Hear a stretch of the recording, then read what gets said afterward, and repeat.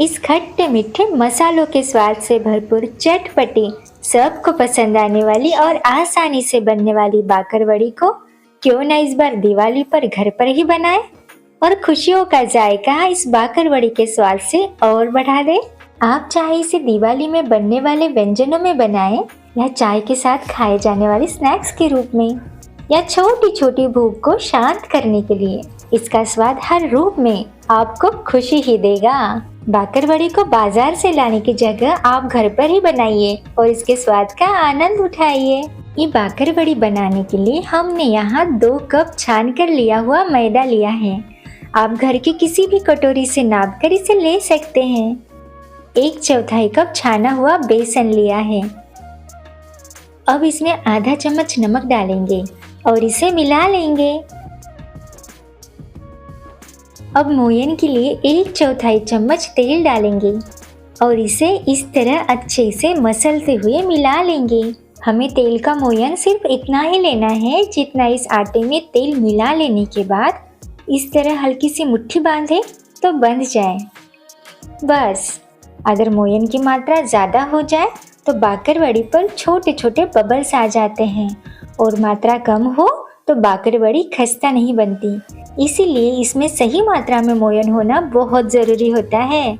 अब इसमें थोड़ा थोड़ा पानी मिलाते हुए इसका सख्त आटा गूंथकर तैयार कर लेना है।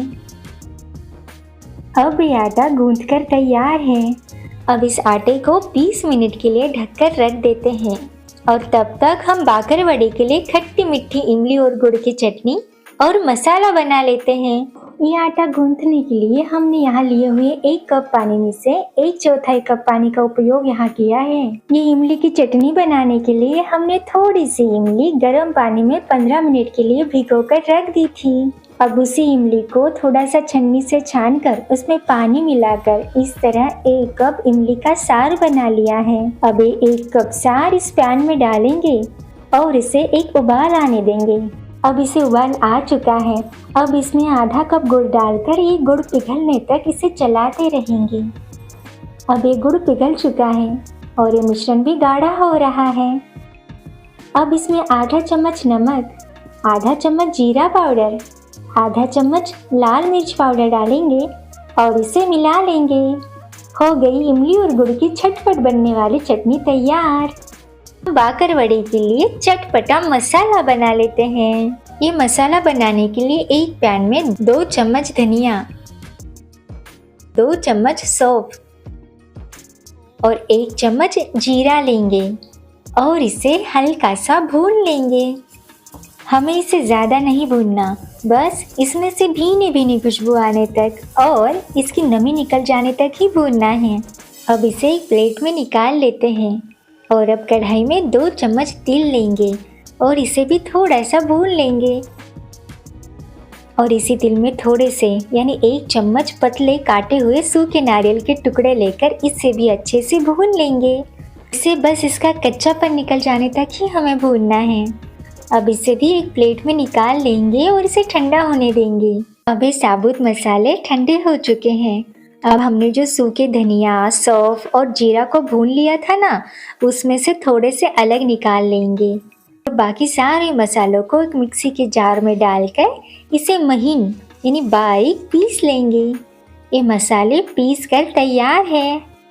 अब हमने जो भुने हुए धनिया, सौंफ और जीरा अलग निकाल कर रखे थे, उसे इस तरह इस पाटे पर लेंगे और इस तरह उस पर बेलन चलाते हुए इसे दरदरा कूट लेंगे।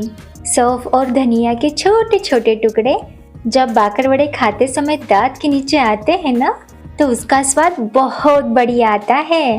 बस उसी के लिए उसे इस तरह दरदरा कूट रहे हैं। आप चाहे तो इस स्टेप को स्किप भी कर सकते हैं। अब एक प्लेट में ये महीन पीसे हुए मसाले और दरदरी कूटे हुए मसाले एक साथ लेंगे और उसमें 1 चम्मच सूखी लाल मिर्च पाउडर, आधा चम्मच हल्दी पाउडर और स्वादानुसार नमक डालकर इसे हाथों से अच्छे से मिला लेंगे। इस मसालों की सौंधी सौंधी खुशबू हमारे चारों तरफ फैली है। अब ये मसाला पूरी तरह से बनकर तैयार है। अब ये आटा भी आराम ले चुका है।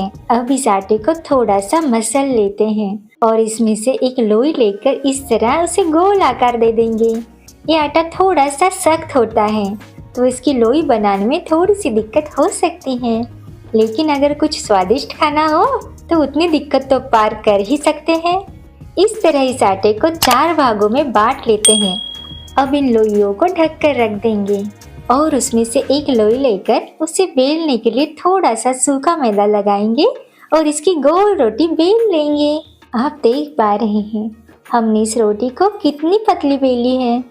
इससे ज़्यादा पतली बेलेंगे तो बाकरवड़ी में मसाले का स्वाद ज़्यादा और कुरकुरे पापड़ी का स्वाद कम आएगा और इसके रोल बनाने में भी दिक्कत आएंगी। अब इस तरह से इसे चारों ओर से काट कर इसे चौकोर आकार दे देंगे। आप चाहे तो इस गोल रोटी पर ऐसे ही मसाला लगाकर इसका रोल बना सकते हैं, लेकिन अगर चौकोर काट लेंगे तो इसे बनाने में आसानी होगी।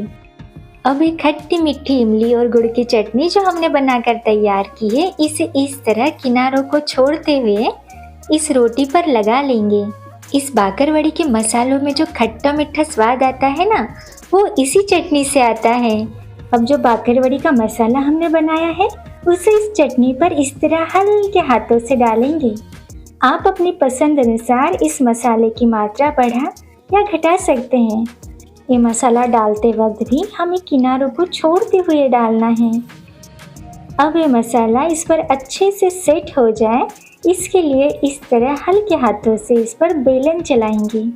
आप देख पा रहे हैं मसाला अच्छे से एक साथ हो गया है। बेलन की जगह आप चम्मच से भी इस मसाले को हल्के हल्के से दबाकर एक साथ कर सकते हैं और इसके एक तरफ के किनारे पर थोड़ा सा पानी लगा लेंगे। अब इस तरह इसे घुमाते हुए इसका रोल बना लेते हैं और इसके किनारों को इस तरह दबाते हुए इस रोल को बंद कर लेते हैं।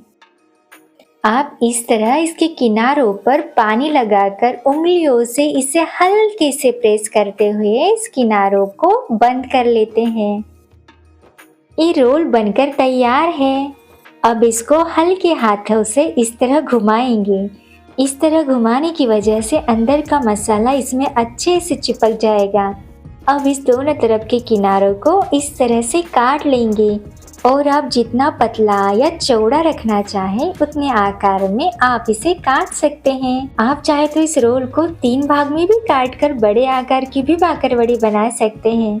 हम यहाँ छोटी छोटी बाकरवड़ी बना रहे हैं, इसीलिए इस तरह इसे छोटे छोटे टुकड़ों में काट लेते हैं। अब इस बाकरवड़ी को इस तरह हल्के हाथों से दबा लेते हैं ताकि ये मसाला तेल में छूटे ना।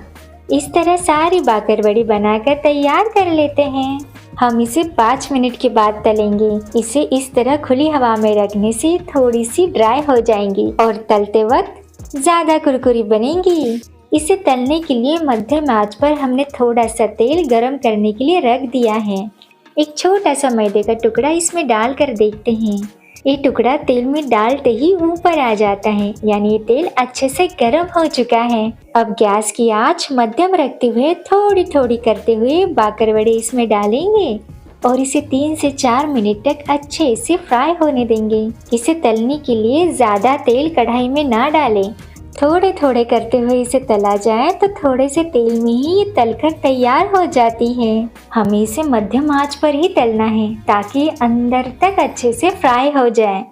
इसे सुनहरा रंग आने तक और कुरकुरा होने तक तलेंगे और प्लेट में निकाल लेंगे। आप देख पा रहे हैं इस वड़ी में से मसाला बाहर निकलकर तेल में नहीं फैला। अब इसी तरह से दूसरी बैच भी इसमें फ्राई कर लेते हैं। इस तरफ फैली हुई कढ़ाई में इसे तलेंगे तो ज़्यादा बाकरवड़ी एक साथ भी तल सकते हैं। अब ये बाकरवड़ी भी तलकर तैयार है।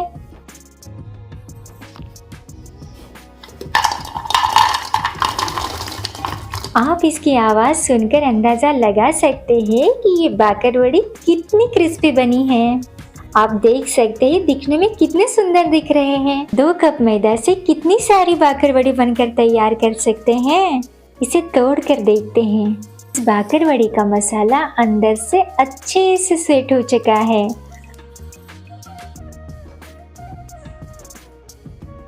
और इसकी लेयर भी अंदर तक क्रिस्पी हो चुकी है। अगर आपको ये रेसिपी पसंद आई हो तो इसे लाइक और शेयर करना ना भूलिएगा।